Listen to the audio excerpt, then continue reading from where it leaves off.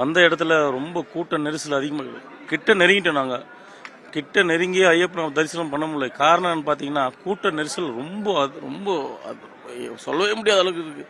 எத்தனையோ குழந்தைங்க மயக்கம் போட்டு விழுந்துட்டாங்க. எங்கள் கூட வந்த பசங்க எல்லாம் மயக்கம் போட்டு விழுந்துட்டாங்க. காரணம் பார்த்தீங்கன்னா தண்ணி இல்லை, ப்ராப்பரான குடிநீர் இல்லை, பாத்ரூம் இல்லை.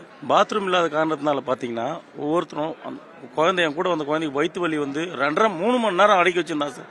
கிட்டத்தட்ட 9 மணி நேரம் நாங்கள் வெயிட் பண்ணி பார்த்தோம். 9 மணி நேரத்தில் ஒரு செக்யூரிட்டி கூட இல்லை சார். போலீஸ் வந்து கீழே இருந்து நாங்கள் எவ்வளோ தூரம் கத்தி சொல்கிறோம். கடைசியாக நாங்கள் எங்களால் தாங்க முடியாமல் ஒரு கிட்டத்தட்ட ஒரு 200-300 பேருக்கிட்ட அங்கே ஜன்னல் இருந்ததை உடச்சிக்கிட்டு வெளியே வரணும். அதையாச்சும் எங்களை விட்டுடுங்க, நாங்கள் வெளியே போயிடுறோம். மூச்சு திணறல் ஏற்பட்டுச்சு. இன்னொரு முக்கியமான ஒரு விஷயம் சொல்கிறேன் கேளுங்க சார். எந்த ஒரு கடையிலும் மேலே ஏறுறோம், ஒரு கடையில் கூட வாட்டர் பாட்டில் இல்லைங்க சார். இந்த குழந்தைய தூக்கிட்டு நான் மேலே வந்து சேர்றதுக்குள்ள என் குழந்தை வீடு போய் சேருமான்ற எனக்கு நிம்மதி இல்லாத போயிடுச்சு. அவ்வளோ கஷ்டமாயிருச்சு இந்த டைம். நான் வந்து இதுக்கு மேலே எப்படி வர்றதான யோசனையா இருக்கு. நேற்று சாயங்காலம் 5 மணிக்கு இருமுடி பை எடுத்து தலையில் வச்சது பம்பையில்.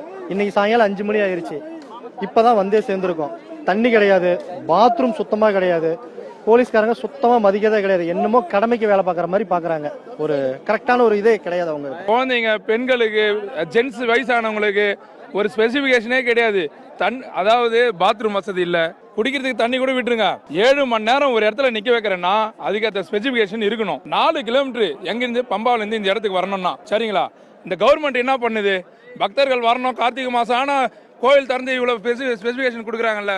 இது வரைக்கும் இந்த கோயிலுக்காக என்ன பண்ணிருக்கு? ஒருதலை பட்சமா பாக்குறாங்களா? இந்து கோயில்னா 50 லட்சம் 50,000 பேர் நடக்கிறாங்கன்னா அதுக்கு தகுந்த மாதிரி நடக்கணும். அதிகமா வந்து கூட்டத்தை வச்சு ரொம்ப அவசரப்படுறாங்க. குழந்தைங்களாம் அழுறாங்க, ரொம்ப அவசரம். தண்ணி குடிக்கிறதுக்கு ப்ராப்ளம். சாமி ரொம்ப நெரிசல் ஜாஸ்தி இருக்கு. 18ஆம் படி டைம்ல எங்க பொண்ணை வந்து கீழே மாட்டிக்கிற மாதிரி இருந்தது. எப்படியோ நான் தூக்கிட்டேன். ரொம்ப தூக்கி விட்டுனுக்குறாங்க. ரொம்ப நெரிசல், சாப்பாடு வசதி இல்லை, பட்னி பசுமா எல்லா குழந்தைங்க கூட்டு போனா பட்னி பசுமா இருக்கிறாங்க. ரொம்ப கஷ்டமா இருக்கு. ஒரே டைம்ல எல்லா கும்பலும் வந்தனால ஒரு இடத்துல நின்று ஸ்டாப் பண்ணிட்டு 1/2 மணி நேரம் ஆகுதுங்க. மூச்சே விட முடியல. தண்ணி வசதி ரொம்ப ரேராக இருக்குது. தண்ணியே இல்லை. அங்கே யாருமே மூச்சு விடுறது கூட குழந்தைகளை கொண்டு வந்துட்டு ரொம்ப சிரமப்படுறாங்க. ஒரு போலீஸோ ஒரு ஆம்புலன்ஸ் வசதியோ எதுவுமே கிடையாது. அந்த இடத்துல எந்த ஒரு பிரச்சனை நடந்தாலுமே சிரமம் அதிகம்தான். கூட்ட நெரிசல் வந்து கொஞ்சம் ரொம்ப ஜாஸ்தியாக தான் இருக்குது. அதை கொஞ்சம் கண்ட்ரோல் பண்ணாமல் விட்டுட்டாங்க.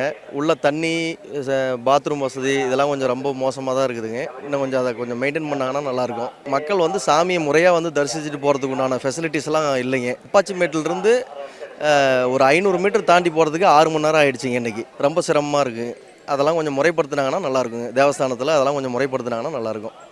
பம்பையில் தான் ரெஸ்ட்டு. குழந்தைங்க வச்சு என்ன பண்ண முடியும் சொல்லுங்கள்? குழந்தைய போட்டு நெருக்கிறாங்க. குழந்தைங்களாம் அழுவுது, என்ன பண்ண முடியும்? சார் நான் திருவண்ணாமலேருந்து வரேன் சார். ரொம்ப கூட சார் பம்பையிலேருந்து அடிச்சு விட்றாங்க. இது வந்து ஒரு நாளைக்கு வந்து 90 பேர் போட்டுக்கிறேன்னாச்சுக்கா. நீ கட்டுப்படுத்தி விட்டுனா கூட வந்து தைரியம் கரெக்டாக டைமிங் எக்ஸ்ட்ரா போட்டுருந்தா கரெக்டாக இருக்கும் கூட்டத்தை பார்க்கறதுக்கு. நீ டைமிங்கே போடாத, நீ என்ன பண்ணுற அப்படியே கூட்டத்தை கட்டுப்படுத்தி அந்த எப்படி கூட்டம் அதிகமாக தான் இருக்கும். மெயின்டெனன்ஸ் சுத்தமா கிடையாது. ஒரு பாத்ரூம் சுத்தமா இல்ல, குழந்தைங்களுக்கு சுத்தமா பாதுகாப்பே இல்ல. வராங்க போறாங்க, வழி கூட எந்த வழியில போகணுன்றதை சொல்ல மாட்டேங்கிறாங்க. மாத்தி விடுறாங்க. ஒன்னு 18 படி பாதி பேர் போல, சாமியும் பாதி பேர் தரிசனம் பண்ணல.